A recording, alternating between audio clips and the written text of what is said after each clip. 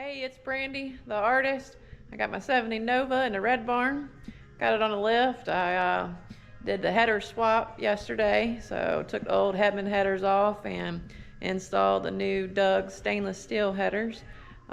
Easiest header swap I've done so far. So I just want to show a little bit about that.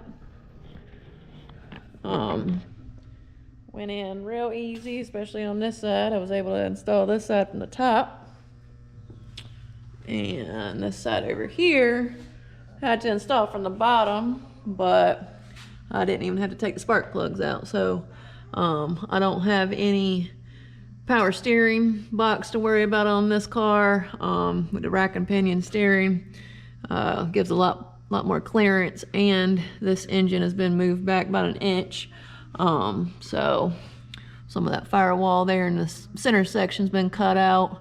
So gives a little bit more clearance that way, but did have to come in from the bottom instead of the top. But definitely the easiest header install I've done so far.